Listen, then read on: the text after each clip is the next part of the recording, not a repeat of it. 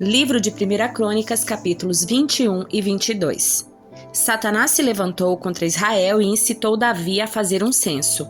Davi disse a Joabe e aos comandantes do exército: façam uma contagem de todo Israel, desde Berseba ao sul até Dan ao norte, e tragam-me um relatório para que eu saiba o número exato do povo. Joabe, porém, respondeu: que o Senhor torne a população 100 vezes mais numerosa do que é hoje. Mas por que meu senhor o rei deseja fazer esta contagem? Eles não são todos seus servos? Por que levar Israel a pecar? Apesar da objeção de Joabe, o rei insistiu que fizessem o censo. Então Joabe saiu para contar o povo de Israel. Depois voltou para Jerusalém e informou a Davi o número de pessoas. Havia em Israel 1.100.000 homens aptos para irem à guerra que sabiam manejar a espada, e em Judá havia 470.000.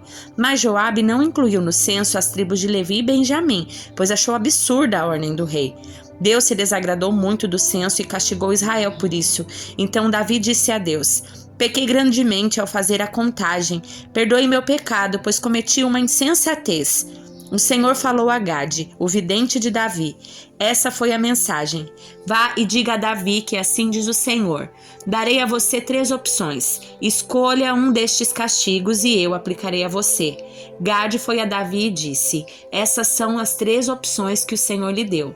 3 anos de fome, 3 meses de destruição pela espada dos seus inimigos, ou 3 dias de praga intensa, durante os quais o anjo do Senhor trará a devastação sobre toda a terra de Israel. Decida o que devo responder àquele que me enviou. Não tenho para onde correr nesta situação, respondeu Davi a Gade, mas é melhor cair nas mãos do Senhor, pois a sua misericórdia é grande, que eu não caia nas mãos de homens. Então o Senhor enviou uma praga sobre Israel e 70.000 pessoas morreram.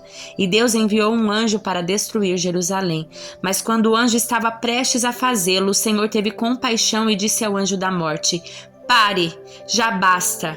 Naquele momento, o anjo do Senhor estava perto da eira de Araúna, o Jebuseu. Davi olhou para cima e viu o anjo do Senhor entre o céu e a terra, com a espada desembainhada na mão, estendida sobre Jerusalém.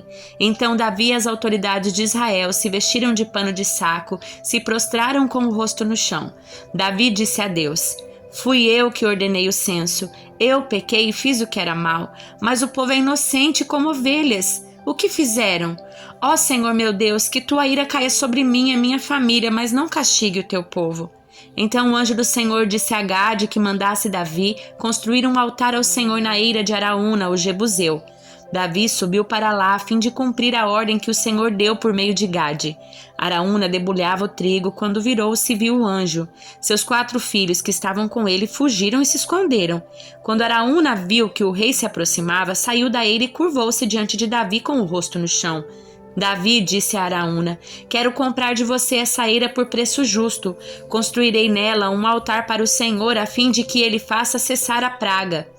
Pode ficar com a eira, meu senhor o rei, disse Araúna. Use-a como lhe parecer melhor. Eu lhe darei os bois para os holocaustos, as tábuas de trilhar como lenha para o fogo do altar e o trigo como oferta de cereais. Eu lhe darei tudo, ó rei. O rei Davi, porém, respondeu a Araúna: não, eu faço questão de comprá-la pelo preço justo. Não tomarei o que é seu para oferecer ao Senhor. Não apresentarei holocaustos que nada me custaram. Então Davi pagou a Araúna 600 peças de ouro pela eira. Davi construiu ali um altar ao Senhor e ofereceu holocaustos e ofertas de paz. E quando Davi orou, o Senhor respondeu com fogo do céu para queimar a oferta sobre o altar. Então o Senhor deu ordem para que o anjo pusesse a espada de volta na bainha. Quando Davi percebeu que o Senhor havia respondido à sua oração, ofereceu sacrifícios ali na eira de Araúna, o Jebuseu. Naquela época, o tabernáculo do Senhor que Moisés havia feito no deserto e o altar de holocaustos estavam no lugar de adoração em Gibeon. Mas Davi não podia ir até lá para consultar Deus, pois tinha pavor da espada do anjo do Senhor. Então Davi disse: este será o lugar do templo do Senhor Deus e o lugar do altar para os holocaustos de Israel. Davi deu ordens para reunir os estrangeiros que viviam em Israel e os encarregou de preparar as pedras cortadas para a construção do templo de Deus. Davi providenciou grandes quantidades de ferro para os pregos, necessários para as portas e suas dobradiças, e deu tanto bronze que não se podia pesar.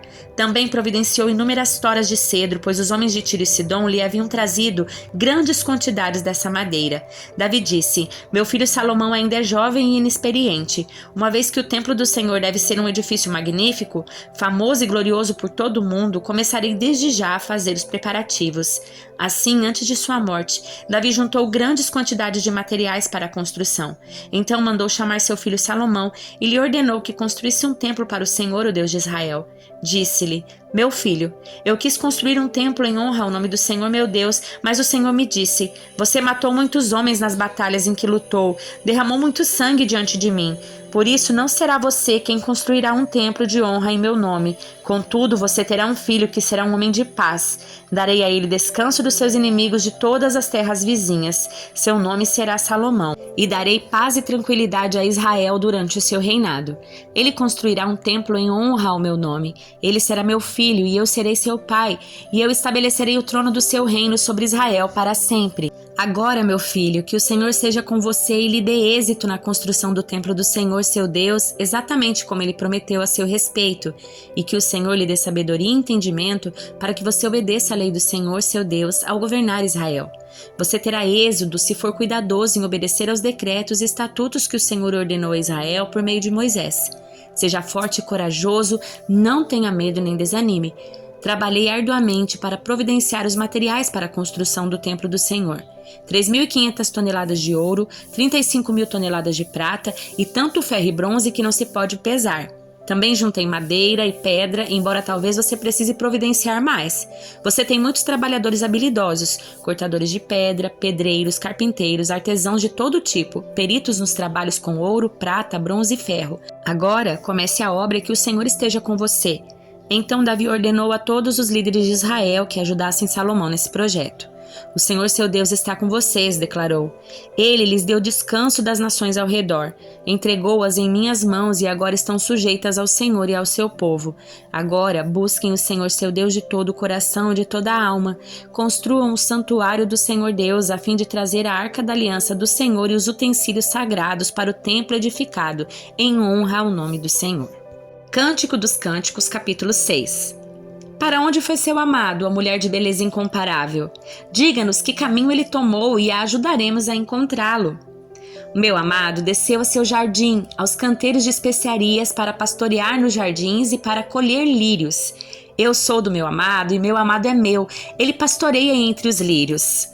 Você é linda, minha querida, como a bela cidade de Tirza. Sim, é linda como Jerusalém majestosa, como um exército com bandeiras ao vento. Desvie de mim seus olhos, pois eles me dominam. Seu cabelo é como um rebanho de cabras que desce pelas encostas de Gileade. Seus dentes são brancos como ovelhas recém-lavadas. Seu sorriso é perfeito, cada dente tem seu par ideal. Suas faces por trás do véu são rosadas como romãs. Mesmo entre 60 rainhas, 80 concubinas e incontáveis moças, eu ainda escolheria minha pomba, minha perfeita, a predileta da sua mãe, muito amada por aquela que a deu à luz. As moças a veem e dizem que ela é feliz, até mesmo as rainhas e as concubinas do rei a elogiam. Quem é essa que se levanta como o amanhecer, bela como a lua, brilhante como o sol, majestosa como um exército com bandeiras ao vento? Desci ao bosque das nogueiras e fui ao vale ver as novas plantas, ver se as videiras tinham brotado e se as romãs tinham florescido. Antes que eu me desse conta, meu desejo me levou à carruagem de um nobre. Volte, volte para junto de nós, Sulamita. Volte, volte para que a vejamos outra vez. Por que vocês olham para Sulamita enquanto ela se move com tanta graça entre duas fileiras de dançarinas? Carta aos Colossenses, capítulo 4. Senhores, sejam justos e imparciais com seus escravos. Lembre-se de que vocês também têm um Senhor no céu. Dediquem-se à oração com a mente alerta e o coração agradecido. Orem também por nós, para que Deus nos dê muitas oportunidades de falar do segredo a respeito de Cristo. É por esse motivo que sou prisioneiro. Orem para que eu proclame essa mensagem com a devida clareza. Vivam com sabedoria entre os que são de fora e aproveitem bem todas as oportunidades. Que suas conversas sejam amistosas e agradáveis, a fim de que tenham a resposta certa para cada pessoa. Tíquico, irmão amado e colaborador fiel que trabalha comigo na obra do Senhor, lhes dará um relatório completo de como tenho passado. Eu o envio a vocês exatamente com o propósito de informá-los de que se passa conosco e de animá-los. Envio também Onésimo, irmão fiel e amado, que é um de vocês. Ele e Tíquico lhes contarão tudo o que tem acontecido aqui. Aristarco, que é prisioneiro comigo, lhes envia saudações, e assim também Marcos, primo de Barnabé.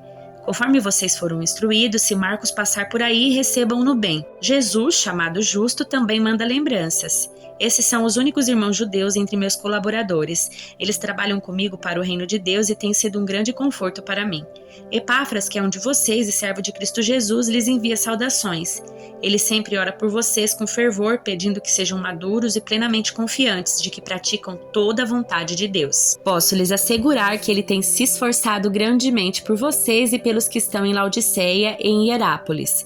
Lucas, o médico amado, lhes envia saudações, assim como Demas. Mandem minhas saudações a nossos irmãos em Laodiceia e também a Ninfa e à igreja que se reúne em sua casa. Depois que tiverem lido esta carta, enviem-na à igreja em Laodiceia, a fim de que eles também possam lê-la. E vocês leiam a carta que eu escrevi para eles e digam a Arquipo: cuide em realizar o ministério que o Senhor lhe deu. Esta é minha saudação de próprio punho.